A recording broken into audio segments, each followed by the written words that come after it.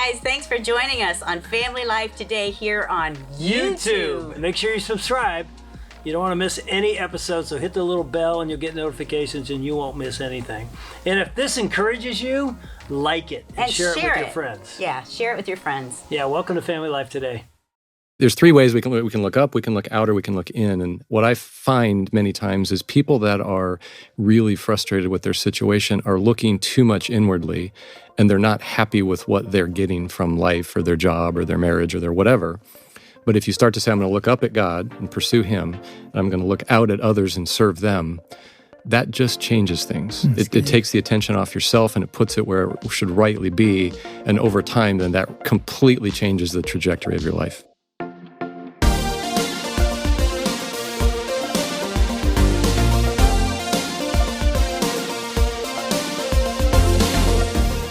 Welcome to Family Life Today, where we want to help you pursue the relationships that matter most. I'm Ann Wilson. And I'm Dave Wilson. And you can find us at FamilyLifeToday.com or on the Family Life app. This is Family Life Today.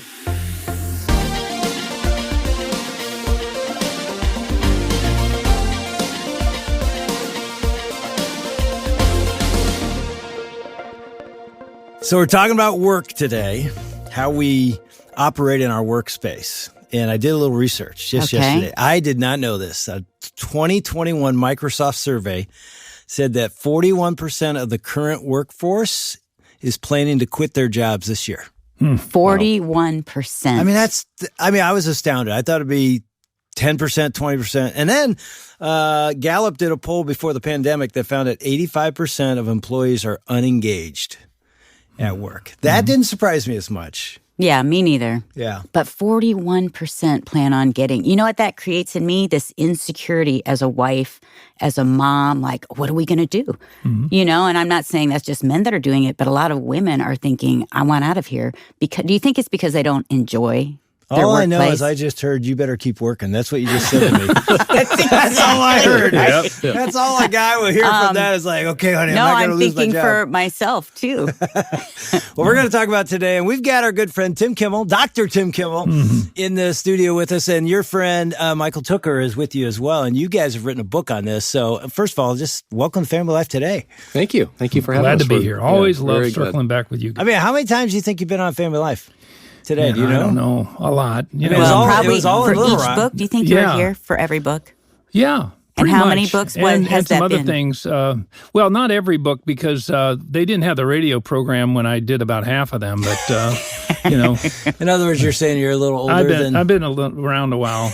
But I know the former yahoos that were sitting where you guys were, and I love those guys. And they weren't as cute as this woman sitting here. Yeah, well, that's for sure. Bob's a cute guy, but I don't think he can hold a candle to the head. But Dennis Rainey and Bob Lapine served well, and they set the plate for you guys. They It's sure just did. been fun to watch how you guys have taken it from there, and it's just something to be able to talk with freedom about God's grace, playing out in all the nuances of our life. Yeah, and it's interesting, you know, obviously you've written a lot of books on marriage, family, parenting. This one's on work. Yeah. And it's called Grace at Work. The subtitle is The Secret to Getting More from Your Job Than a Paycheck. And isn't that what we all want? We want to love our work. We do. So how did this collaboration happen? How do you two know each other? Well, so the way we met is kind of an interesting story. So my wife and I met Tim about the same time I met Christ. We stumbled into a marriage class at our church, and things were on fire, and not a good fire as we described, but it was more of the car fire or the dumpster fire. Right? Oh, in your marriage? In my marriage and my life, I was a kind of recovering workaholic and had kind of driven my career into the ditch, if you will. And so some good friends invited us into church and had a chance to start learning about who is Christ and what does He want for my life, and the fact that He wanted my life at all. And, how old were you, Michael? I was, 34 at the time. So that's how I met Tim. Tim was a teacher of this marriage enrichment class. And how many years ago? This was about 18 years ago. Wow. And so the cool thing was, at the same time I'm coming to know Christ and giving my life over to Christ and learning about God's grace, I'm under the teaching of this guy. And he was kind of unpacking what is God's grace, because it's a lot of different facets to it. And so I was so taken by it that eventually I went and worked for Tim to Grace-Based Families. And what I kept hearing there, and Tim had heard this for years, I think, was people that had seen this message of God's grace transform their marriage and their families were saying, hey, I work too. I have this workplace, and do you have a translation of this for the workplace? And so Tim and I had coffee about a year after I left, and I said, hey, I feel like I've got this burden to do this book. And he said, well, then do it. Write a book. So that was how it kind of started. You know, when I first met them, they came into this class, and I looked at his wife, and all I saw in her eyes were rage. Wow.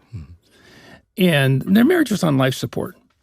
But some friends just loved them enough to just say, no, we're not giving up on you guys, and we don't want you to give up on each other. But there was a big void in their life. Neither of them knew Jesus. Yeah. And they came to know Christ. And then just unpacking what God's applied grace looks like. Because grace is usually kept in a conceptual level, very abstract. It's something that saves us, and then we kind of stop it right there.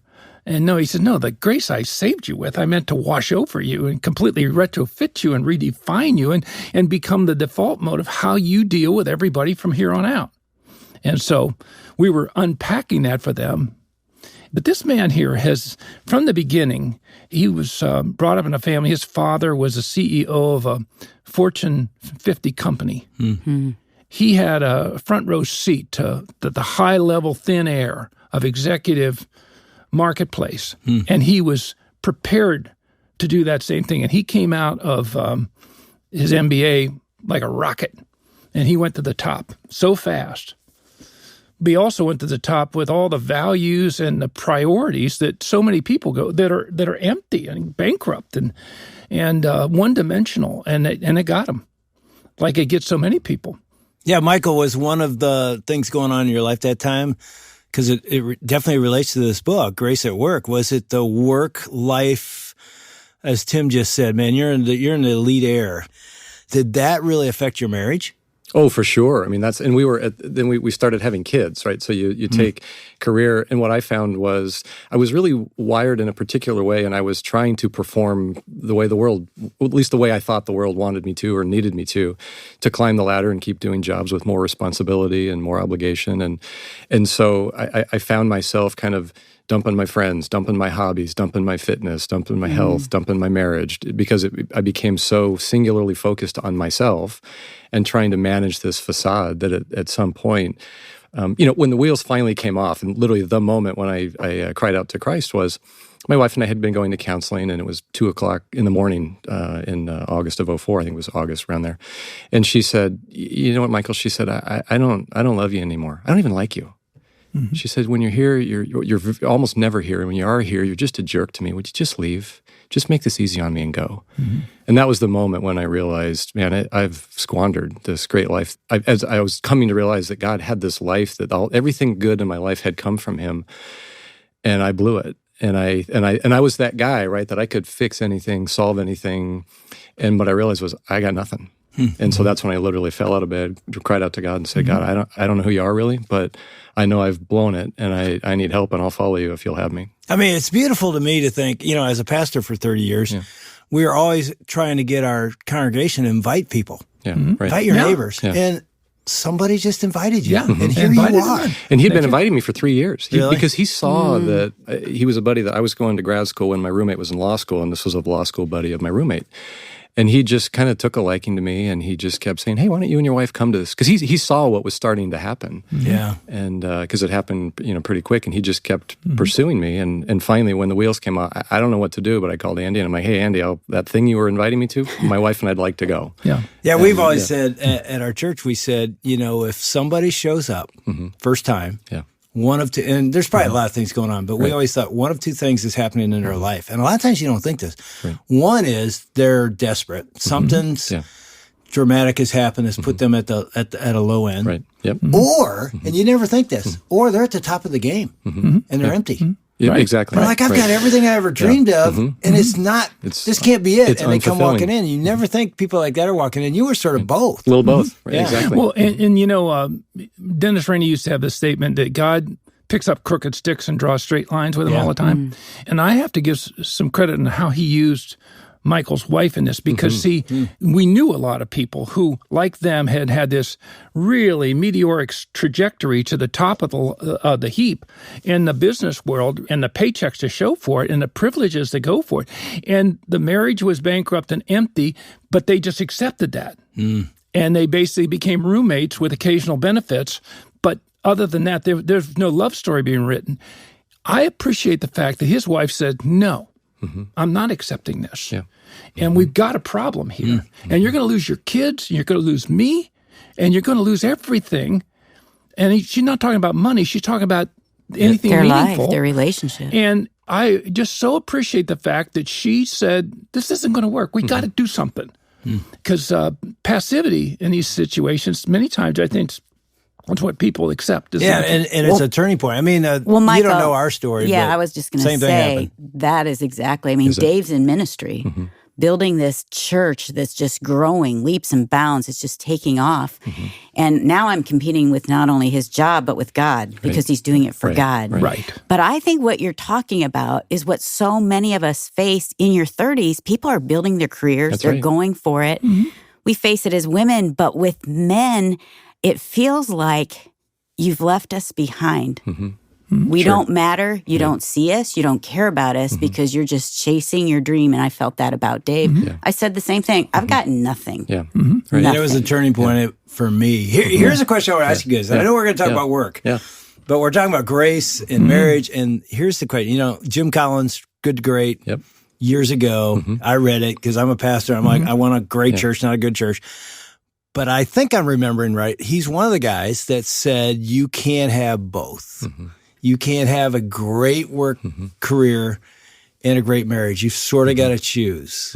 Well, I've actually, got two the guys. Marketplace, some of them, they're counting on that. Yeah, right. We tell a story in the book about a guy who I was out fishing with him, and I knew him very well. He sold high-end memory for big computers for like the IRS, Library of Congress, NASA. And he only made 2 or 3 sales a year, but when payday came, you know, it was a big number. And they had a small little stipends they would give you. I think he drew $1,800 a month with your draw, and then everything's going to be commissions. But he says, as I was asking about it, he says, yeah, I'm kind of an anomaly. I go contrary to what my managers would prefer. I said, what are you talking about? He said, well, my uplines would prefer that we all have a mansion in the highest addresses in town, that our kids all go to private school, that we all have a second home in the mountains or at the beach, that we buy brand new cars and lease brand new cars every year. And he's going on, and he says, and they would prefer that we're divorced and on a second marriage. They want us to have an okay marriage, but they like a divorce. And I said, what are you talking about? He said, well, they never say it out loud, but because they want us hungry. They want all of you. Yeah. And they know, I've got you. And he had a great marriage. He lived in a nice home, but it wasn't, you know, he owned it free and clear. And he left the office at 5 o'clock every day, no matter what's going on. And this is a high-end company. Yeah. But the reason they put up with him is because he was either 1 or 2 in sales every year. Yeah. Well, that's the question for you guys. Can you have both? Because we have listeners right now going, I'm killing it at work, but I can't have a great marriage. It's just, you got to sacrifice somewhere. But I'm looking at 2 very successful guys. Can you have both? Who have great families. I would say, yeah, you can have both, but it's hard to have both. Right? It has to be a very intentional thing. And what I say, what happened to me, and also what I see happen to a lot of people, and it sounds like even in your story to some extent, right, is there's this man who adores this woman. There was this great love story, as Tim talks about, when they fell in love, and it was, you know, this idyllic situation, and great, I've met the love of my life, and then you both set out on this journey, and we have all these norms and expectations and things we have to live up to. And so I think we pursue those things, and at some point, if we pursue them too much and too aggressively and too, you know, maniacally, we wake up like I did and realize, oh my, what have I done? Because I thought I was just providing for this woman I treasure, and then I thought I was trying to be a noble man in her eyes, and that meant climbing the ladder and get the good title. And I'm providing for my family. I'm doing something that's whether it's in God's name or just what society says is what a man should do. And so then you wake up one day and you realize, I'm not really loving what I'm doing, and I'm destroying this thing I do love. And sometimes, in our case, we were almost too far gone. And fortunately, to Tim's point, my wife said, enough, we're going to fix this. And, Christ T-boned my life at the intersection of whatever, success and, ego. And fortunately, we were able to then step back and say, okay, let's rewrite the script here. So I think you can have it both. But Did you quit your job? I did. I walked away. You quit your job. We were in counseling, and he said, look, you got to make your own decision, but this is not working for you. One of the last jobs I had, as things were coming unwound, I was living in Phoenix with the staff in Manhattan, going to New York 35 times a year for 4 days a week. Wow. And so I was never, and we're having a kid. We just had a baby. And so I'm never home. And so, well, how are you going to make that work? This woman, she needs you. She's trying to raise a baby, and you're never home. That's why when she said, you're never home, and when you are, you're just a jerk. And so I think you ask a really good question, Dave, is you can have it both, but you got to work really hard. Can I weigh in on that too? There are all kinds of people who are successfully knocking them dead in the marketplace and also at coming home and thriving. But there's a deliberateness about it. And like talking about you guys' marriage, you were writing a love story with this church you were trying to build, but you weren't writing one with your wife. Right. When we get married, we sign up to write a love story. Now, we've all read love stories, and there's some rough chapters in any love story. But the thing that I think sets a love story apart is there's a commitment to maintain pursuit of that other person's heart. And you can do that and still do well at work. But when work tries to put those kind of things on you, you just have to make some hard decisions. Most of the time when people just say to the people, if that's what you're asking, you want me to sacrifice the permanent here, my family, on the altar of the immediate you, then I choose my family. And usually they back down because the reason they even wanted that because they wanted you. Yeah. Anyway. Yeah. But I also think we do well in both is when we actually work hard in both. Yeah. Michael, was it worth it? Quitting your job? Oh, without a doubt. Absolutely was worth it. I look at the work that God has done in my life and in my marriage and in my family, and I think about how that story could have played out and how it did play out. I think that's why I'm so passionate about God's grace is I don't deserve to have the family that I do, the marriage that I do, to have such joy and at home and have such contentment at work. I don't deserve that. That's part of the reason that this book was, I feel like God laid this project on my heart was because I really did come to appreciate God's grace, having him pick me up from this real low point. And by the way, he walked from that job, but ultimately he got another job. He does well at whatever he does. Yeah, He's what are you doing gifted, now? And so he went to that job. Then from there, we brought him into our ministry for 4 years to build a dimension of our ministry. And mainly his job was to love people. We need you to go love these people. And it was in the process. You can tell the story how you started to see how we're running the ministry. So like I mentioned before, when I met Tim, right? So Christ is getting a hold of me. I'm learning about these many facets of grace. And then I go work in an environment where all that is lived out and played out with the staff. What was that like? Was it different? It was great. I mean, I could tell you stories about Tim for sure. I mean, I worked closely with him for 4 years. But no, it was really great. I mean, the staff, there was such camaraderie and we talk about in the book how we had to do hard things, right? We still people were expected to do their job, and sometimes we had to have hard conversations, and sometimes we're human, so right, where there's grumbling and we disagree at times, but just the way that the staff and under Tim's leadership just worked through that, it felt very different than any workplace, right, that I had been in previously. And so that was kind of the seed of, hey, what is this whole grace message? Like I see it in parenting, I see it in marriage, and now I'm experiencing it in a workplace. And then when people would say, hey, you need the translation, because do you think this would work in my office? Well, I know it works. I remember him talking to me about it. He said, boy, I didn't realize, I thought this is something that you are just trying to help people with their marriage and their parenting, but this ministry is a culture of God's grace here. Well, I'm thinking all ministry should be that. all churches should be that. It's not that there's nothing great about us. We're just like everybody else. But then he started, I wonder if this could work in the hard-nosed industry. And then we had a guy in our church who was also in that class. And he is a brilliant CEO. He's the kind of guy that is brought into companies that have enormous upside potential but are struggling. And he rights the ship. He gets everybody that in the right seats, gets the people off that don't belong there, brings new people on, and he brings the thing up, and then it's sold, and then he makes a ton of money just by the stocks that they gave him. And he's a brilliant guy. Well, then he started talking to him about this company he was coming into, and he needed a guy like Michael. And they started talking about, I wonder if we could create a culture of grace. And that company that has nothing to do with the church or ministry or Jesus or anything else.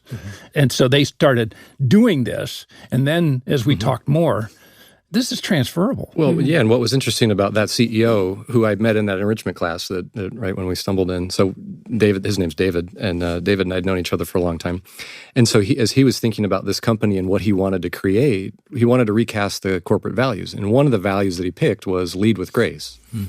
And I remember it was funny when we had his executive team together and he was kind of unveiling the values, and then we were going to start to try to kind of define them and wrestle with them. And he pulled me aside and he said, I want you to lead the breakout session on grace because I don't know that anyone would know what it is. And the funny thing was there's maybe 5 of us together, and people started Googling grace. Because it was a non-Christian workplace, and so many people, everybody's heard the word, they've heard the songs, but they don't really know what it is. So David asked me to lead it because he said, I know you know what it is because of this model that came out of grace-based families. And so that was kind of the start of, in a true workplace, effectively David anointed me and said, hey, be the champion of grace and that value at our company. And so coupling this desire to take this message into the workplace, working at a company in a more senior level where we had the ability to actually pattern it and influence it and teach on it and just be an ambassador for it, it was kind of the perfect storm to really a test kitchen or laboratory for what is grace at work. I was there for about 7.5 years and really wrestling with it real time, testing some things and saying, no, that's not it, or no, that doesn't work in a secular, workplace. But what we really landed on is what is in the book is just kind of the stuff we've tested in the marketplace, and it's really worked, and I've really seen it transform lives and change cultures and really bless people. And the good news is the model that we outline in the book for what God's applied grace looks like in the marketplace is the same one. It looked just like it would in your marriage, just like it would in your parenting relationship, just like the church would have, because this isn't some little formula that Tim and Michael came. This is the heart of Jesus. What would you say to the husband, and maybe it's the wife, who's listening and they're like, I'm where Michael was. I'm a workaholic. My job is great, but it's really hurting the most important thing in my life, which is my marriage and my family. I'm not sure what to do. Yeah. What would you say to him? Either one of you or both of you? Well, let me come back to a principle I just mentioned, because it's one of those principles that I have found in my life. If I don't pay attention to this one, it will deal with me one way or the other. Never sacrifice the permanent on the altar of the immediate. It's just the way life is. And so think about our health. If we're just doing things that are neglecting our health, it's not if, it's when. To not do the hard things that need to be done on behalf of that relationship, it's going to cost you so much more. One of the points we make in the book is we stop and say, look, I know what you're thinking. Wait a minute. That sounds like a lot of work. And we say, yes, it is. But there's something harder. And that is if you don't do this. Same thing, Michael? Yeah, I think a big thing is just come to grips with the fact that you're probably trying to get something out of your job that it's not designed to give you. And we talk about that in the book quite a bit. And really, then what do you do about that? I think what you do is 2 things. One is really chase after God and commit to serve others. There's 3 ways we can look up, we can look out, or we can look in. And what I find many times is people that are really frustrated with their situation are looking too much inwardly, and they're not happy with what they're getting from life or their job or their marriage or their whatever. But if you start to say, I'm going to look up at God and pursue Him, and I'm going to look out at others and serve them, that just changes things. It takes the attention off yourself and it puts it where it should rightly be. And over time, then that completely changes the trajectory of your life.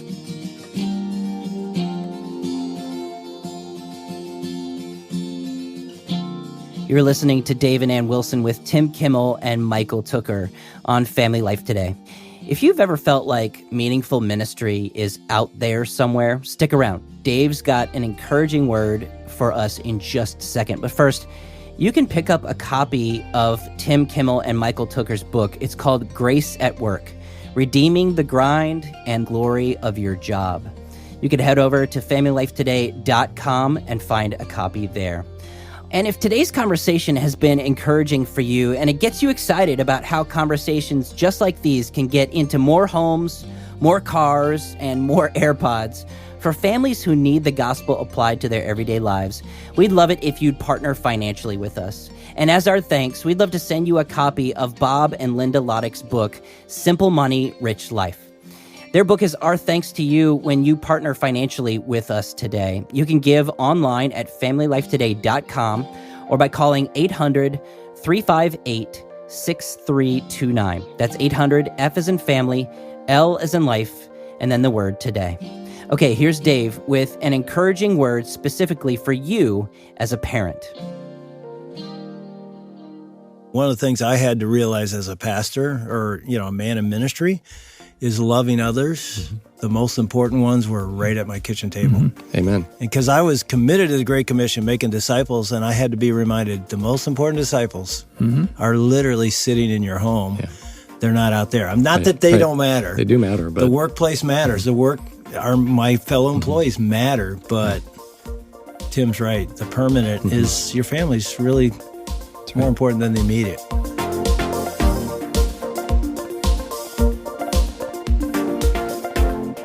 Have you ever felt like you don't fit in at work? Maybe toxic people or a boss who just doesn't get you? Well, tomorrow on Family Life Today, David and Wilson are joined again with Michael Tooker and Tim Kimmel to talk about how the toxic culture at work could be a perfect opportunity for God to work in you. Not them, you. That's tomorrow. On behalf of David and Wilson, I'm Shelby Abbott. We'll see you back next time for another edition of Family Life Today.